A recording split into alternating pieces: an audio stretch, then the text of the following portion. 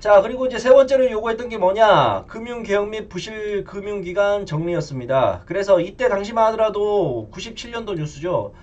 국내, 지금은 종금사라는 거 많이 못 들어보셨죠? 최근 뭐 어린 학생들은 종금사라는 거를 잘 모를 텐데, IMF 터지기 전까지만 하더라도 은행, 종금사, 증권사 등 굉장히 많은 금융기관이 대한민국에 존재를 했었습니다.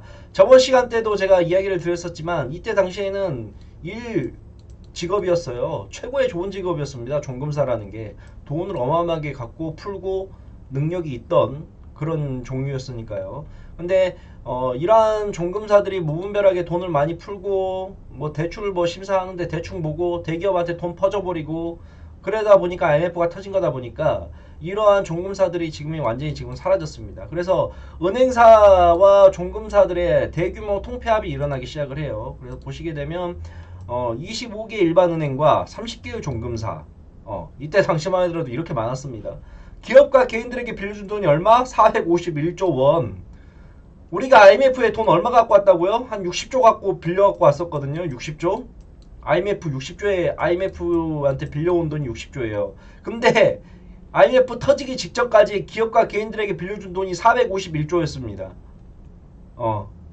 이해 가죠? 그래서 이러한 부분들이 굉장히 패단이 심했었어요. 그래서 IMF가 야 쓸데없는 거 다 정리해 통폐합 시켜 라고 얘기를 합니다. 그래서 이거를 계기로 대규모 은행들이 없어지고 사라지고 인수합병이 되고 통폐합이 되기 시작을 하게 돼요.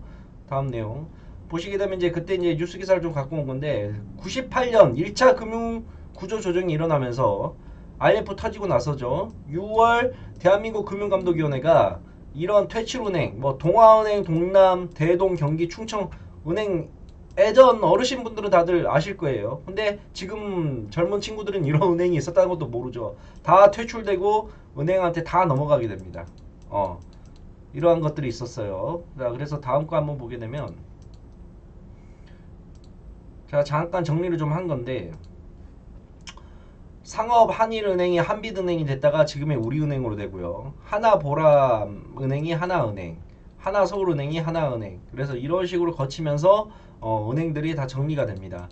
그래서 금융개혁으로 5대 은행, 그때 당시는 이제 5대 은행이라고 해서 조흥, 상업, 제일, 한일, 서울은행이 있었는데 이 체제가 완전히 붕괴가 되죠. 그래서 지금은 우리가 익히 잘 알고 있는 국민은행과 우리은행과 신한은행 체제가 빅3 은행이 시작을 하게 됩니다. 이러한 IMF가 가져온 은행의 역사가 있었어요. 자, 다음 거 한번 볼게요.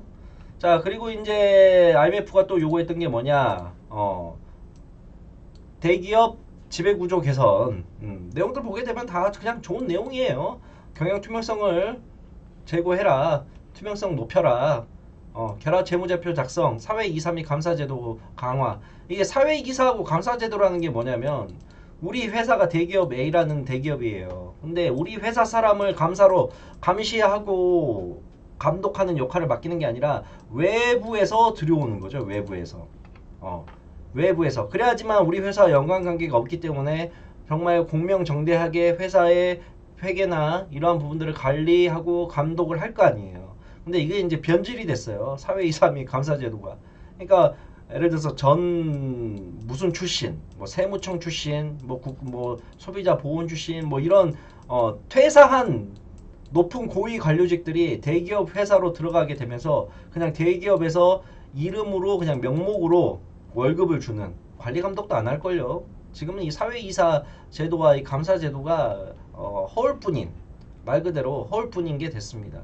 그래서 뭐 국정원 출신, 뭐 전 국회의원 출신, 뭐 다 은퇴하고 나면 대기업이나 이런데 전부 다 인맥으로 들어가는 거잖아요. 결국에는 이 대한민국은 인맥 사회라는 건 다들 아실 거예요. 특히 고위직으로 가면 갈수록 대기업이나 고위직으로 갈수록 다 인맥으로만 움직이고 있기 때문에 예를 들어서 내가 뭔 사고를 쳐. 그러면 야, 좀 이것 좀 해결 좀 해줘.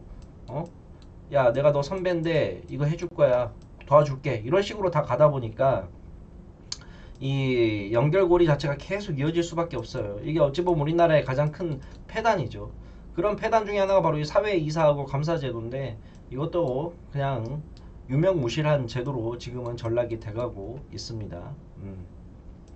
그래서 부채 비율도 낮춰라 라고 뭐 이런 식으로 이야기를 좀 했어요. IMF에서. 자, 다음 거 볼게요. 그 다음에 뭐 업종 종문화라는 얘기도 제가 적어놨는데 쓸데없는 거 하지 말고 너희들이 원래 하던 거나 잘 해라 라는 내용이었어요. 제가 저번 시간에도 얘기했지만 혜태라는 그룹이 혜태가 전자도 있었고 전자 혜태전자라고 있었어요. 그 다음에 건설도 있었습니다. 혜태하면 뭐가 제일 먼저 생각나세요? 과자 생각나죠? 혜태하면 제일 생각나는 게 제과입니다. 제과. 혜태제과. 그렇죠. 과자, 음료수, 먹거리 만드는. 근데 전자하고 건설도 했었습니다. 그러니까 쓸데없는 거 다 정리해라. 하나만 좀 잘해라. 라는 걸로 이제 업종 전문화가 이루어지기 시작을 한 거죠. 그래서 뭐 경영진 책임 강화라는 내용도 나왔었고요. 이러한 것들을 IMF가 대기업에게 요구를 좀 많이 했었습니다. 자, 다음 거. 그래서 뭐 3대 보안 정책 대책이라고 이렇게 해놨는데 김대중 대통령이 이제 99년도 8월 1호 경축사에서 밝힌 것입니다. 재벌개혁 후속 3대 보안 대책. 그래서 제2금융권 경영지배 구조 개선, 순환 출자 억제를 위한 출자 총액 제한 제도, 그 다음에 부당 내부 거래 및 변칙 상여 차단, 뭐 이러한 것들을 보안책으로 내놨었습니다.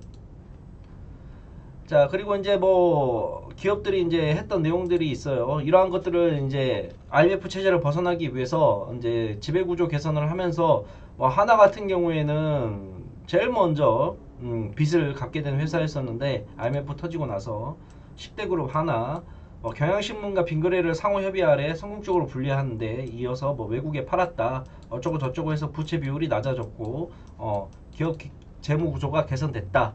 그렇게 해서 기업에 관련된 기업들이 자체적으로 노력했던 내용을 좀 제가 뉴스로 좀 가져와 봤습니다.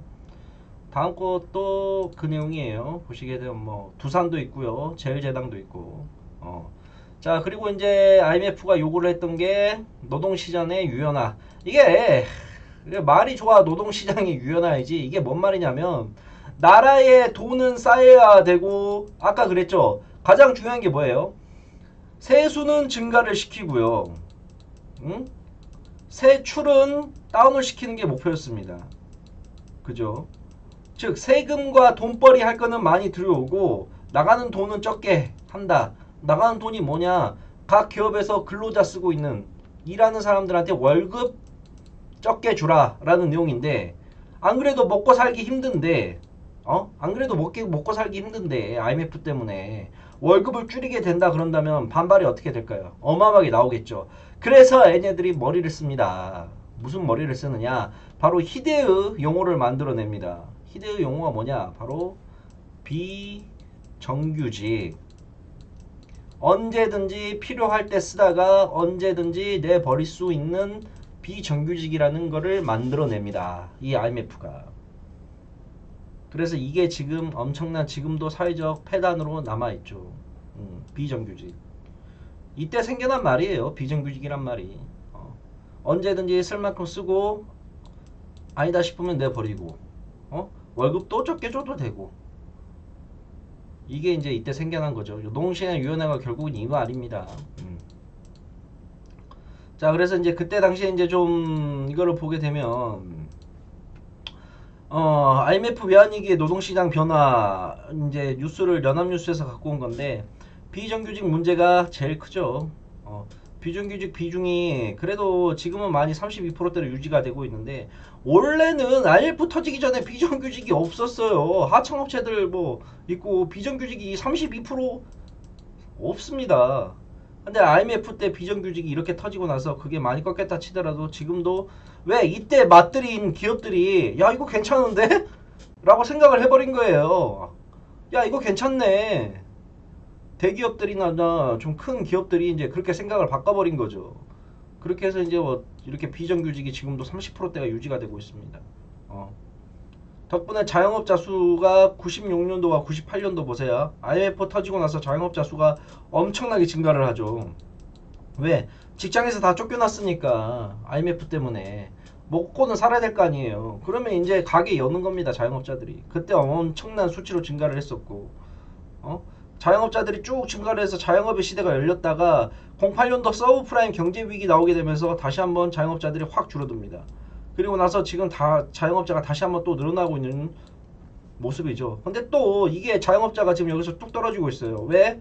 코로나19가 터지면서 사회적 마비가 오다 보니까 매출이 엄청나게 지금 오늘 날짜가 지금 2020년 9월 5일 토요일인데 이거를 기점으로 해가지고 지금 또 한 번 그게 터졌죠. 코로나19 2.5단계 사회적 거리두기가 일주일 더 연장됐습니다. 뭐 전국에 있는 노래방부터 시작을 해서 음식점 뭐 다 지금 자영업자들이 다 죽어나가고 있는 실정이에요. 어떡합니까 진짜. 진짜 뉴스 볼 때마다 그냥 제가 속이 터져가지고 그 자영업자들이 뭔 큰 돈을 벌겠습니까. 진짜 못 벌 거예요. 그냥 번 것만큼 생활만 하면 되는 건데 그 버는 것만큼도 지금 안 돼 버리니 전부 다 폐업을 하고 뭐 하고 있는데 참 이런 거 보면 제가 뉴스 볼 때마다 마음이 아프고 속상합니다. 옛날 IMF 08년도 그거 보는 것 같아서 어찌됐건 다들 희망을 잃지 마시고 힘내시길 바랍니다. 자, 이야기가 또 딴 데로 샜습니다. 다음 거 볼게요. 자, 그래서 이제 결론을 좀 보게 된다 그런다면 이제 이때 IMF가 바꿔놓은 인기직업 전문직과 외국 기업들이 굉장히 뜨고요. 금융기업과 대기업은 쥐고 그럴 수밖에 없죠. 전문직이나 외국 기업에서 투자가 들어오니까 그런 직업들이 올라가게 되는 거고 말 그대로 이때 은행이나 이런 건 통폐합이 진행되다 보니까 뜨게 된 거고 그리고 이제는 공무원이 인기가 최고입니다. 왜? IMF 터지고 이제는 뭔 생각이 들었냐. 야, 대기업 별거 없다. 대기업도 다 망하는 판국에 무조건 안정적인 공무원이 최고다. 가자 9급 공무원의 세계로, 가자 8급 공무원의 세계로, 좀 더 높은 7급 공무원의 세계로 대공무원의 시대가 이제 열립니다. 지금도 노량진에 가게 되면 엄청난 사람들이 공무원을 목표로 공부를 다들 열심히 지금 하고 있죠. 뭐 한 평도 안 되는 고시원에서 다들 지내면서 공부를 하고 있어요. 저도 예전에 고시원을 한번 지내본 적이 있는데 고시원 지내보신 분들 혹시 계시나요? 고시원이 어떻게 생겼냐면 이렇게 생겼거든요. 그래갖고 여기 침대 있고요. 침대 옆에 여기 책상 이렇게 있고요. 이게 책상이에요. 이게 침대고 여기 위에 옷걸이가 이렇게 걸어져 있고요. 그 다음에 여기 화장실이 이렇게 침대 옆에 붙어 있습니다. 보통 이게 1평이에요. 1평 거의 1평이죠. 1평 안에 이게 다 들어가 있습니다.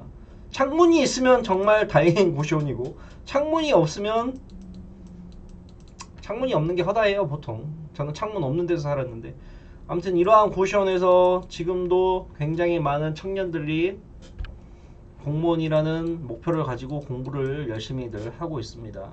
경쟁률이 엄청 심하죠.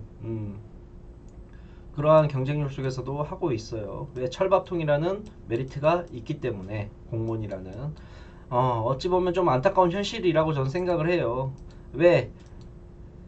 실업률이 해결이 안 되니까 그래요. 결국에는 일거리가 좀 많고 실업률이 해결이 돼야 이런 공무원에 몰렸던 인기도 좀 꺾이면서 다른 기업들을 찾고 아니 생각을 해보세요. 내가 일할 때가 많다 그런다면 굳이 공무원을 할까요? 안 하겠죠. 일거리 찾아서 큰 기업에서 이렇게 일할 수 있겠는데 이게 지금 실업률이 해결이 안 되다 보니까는 나올 수밖에 없는 현상이라고 저는 생각을 하고 있습니다. 나라에서 뭔가 좀 획기적인 대책을 세울 필요성이 있지 않나. 결국에는 피해는 우리 같은 사람들이 다 보는 거니까 젊은 청년들도 그렇고 아무튼 자 그렇게 오늘은 IMF가 가져온 대한민국의 변화에 대해서 조금 살펴보았습니다. IMF가 우리에게 어떠한 것들을 요구를 했고 우리 대한민국은 어떠한 대처를 했으며 지금은 그 IMF가 어떻게 우리나라에 영향을 미쳤는지에 대해서 제가 간략하게 이야기를 좀 한번 해보는 시간을 가졌고 다음 시간에는 08년도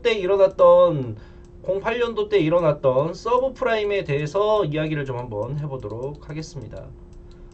재미없는 방송, 지루한 교육방송 듣느니라고 다들 고생하셨습니다. 시청해주셔서 감사하고 다음 시간에는 서브프라임이라는 주제로 해가지고 영상을 만들어서 올려놓도록 하겠습니다. 시청해주셔서 감사합니다.